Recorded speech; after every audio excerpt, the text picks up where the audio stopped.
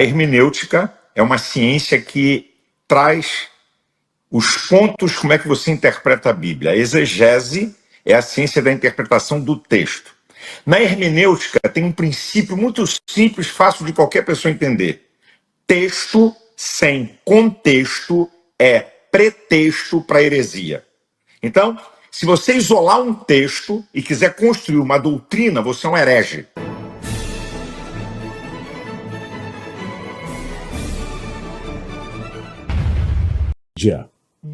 Que é a enciclopédia online que existe hoje, uma coisa que eu descobri é que a Wikipedia é um mar de esquerdopatas que controla.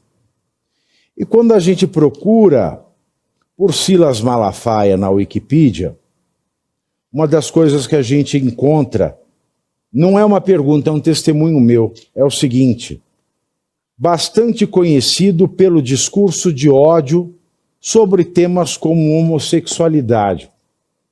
Eu vou lhes dizer aqui, testemunho, nós podemos ter divergências teológicas, mas um dos amigos que mais me respeita como eu sou é o pastor Silas Malafaia.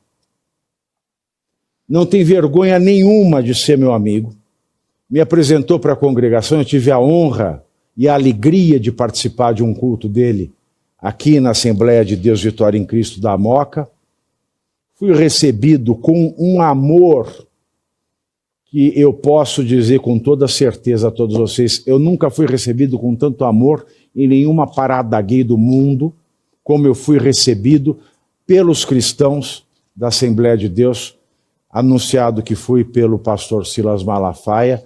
Então, hoje é dia da gente tirar a fake news de nado, fazer perguntas realmente complicadas. E eu já queria começar fazendo a seguinte pergunta, pastor Silas Malafaia.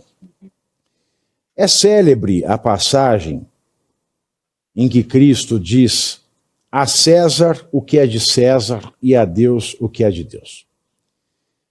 Esse trecho do Evangelho, ele foi o trecho através do qual o bispo de Milão, Ambrósio, se valeu para tecer aquela doutrina que foi a doutrina do Estado laico, a igreja o que é da igreja, aos políticos ao Estado o que é dos estados, e então a César o que é de César e a Deus o que é de Deus. E se existe hoje uma liderança religiosa que não tem medo de expor aquilo que acha que seja melhor para a sociedade, essa pessoa é o pastor Silas Malafaia. Como é que você concilia isso? Como é que a religião concilia isso, pastor? A César o que é de César, a Deus o que é de Deus, e a sua participação sempre tão incisiva, sempre clara, sem rodeios e papas na língua, sobre o que é melhor para a sociedade através da política. Bem, Pavinato, a primeira coisa que a gente tem que entender é um princípio de interpretação da... A hermenêutica é uma ciência que traz os pontos, como é que você interpreta a Bíblia. A exegese é a ciência da interpretação do texto. Na hermenêutica tem um princípio muito simples, fácil de qualquer pessoa entender. Texto sem contexto é pretexto para heresia. Então, se você isolar um texto e quiser construir uma doutrina, você é um herege. Toda a doutrina bíblica do Novo Testamento, que é o compêndio teológico, certo? De Cristo para cá, para a igreja, né? Do projeto de Deus para salvar todo homem, o Antigo Testamento não é compêndio doutrinário para nós. O Antigo Testamento é a construção de como vem a história, o povo judeu, de onde vem o cristianismo, certo? É rico em exemplos e lições de vida, mas não é compêndio doutrinário. Então, texto sem contexto é pretexto para heresia. Você não pode isolar um texto. Então, vamos analisar o texto, tá? O texto aí que você citou. Jesus falou no templo. Jesus estava no templo e ele... Porque tentaram botar uma pegadinha para jogar Jesus contra o império. Quando Jesus declara, dai a César o que é de César e dai a Deus o que é de Deus, primeiro, ele está dizendo, você pague o tributo a César e você dê dízimo. Ele está no templo. O que é dar a Deus?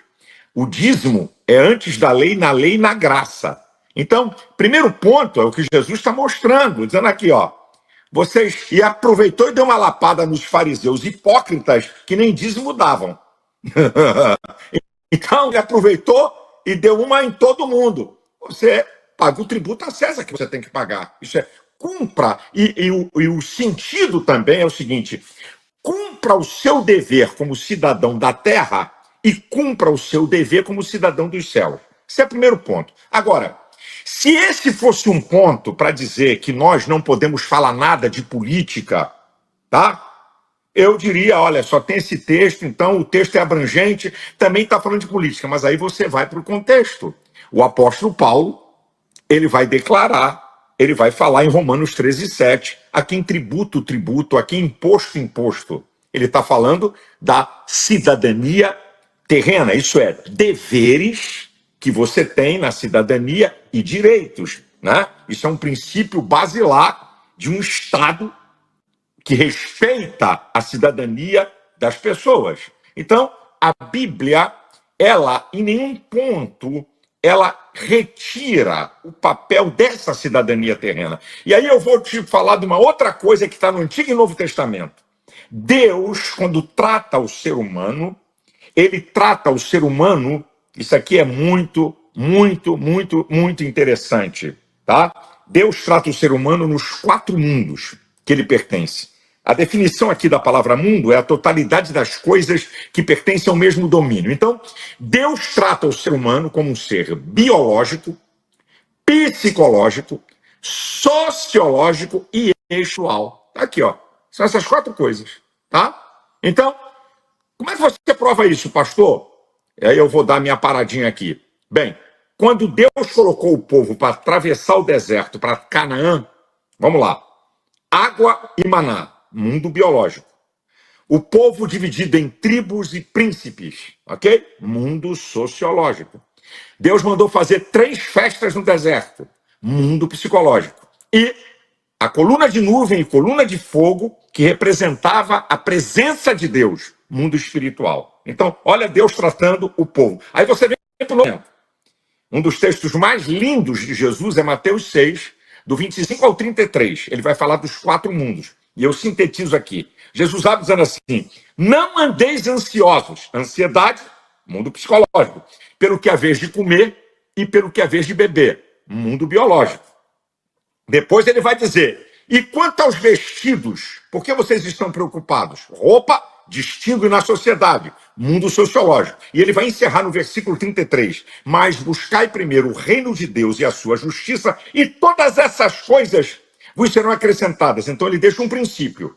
Ele prioriza o mundo espiritual, mas não menospreza o mundo biológico, psicológico e sociológico. Ele diz o seguinte, olha, se você me priorizar as coisas do mundo biológico, psicológico e sociológico, você vai ser abençoado. Então aqui é uma síntese de que você não pode isolar um texto para fazer uma doutrina e que Deus jamais exclui o ser humano da cidadania terrena.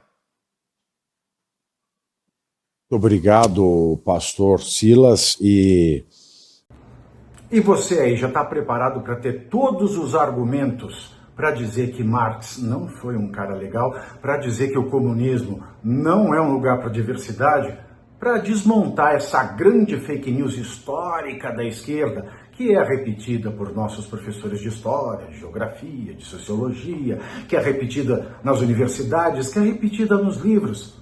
Está preparado para dizer por que Marx não era um cara legal e por que todo marxista raiz também não é, e por que o comunismo é terrível?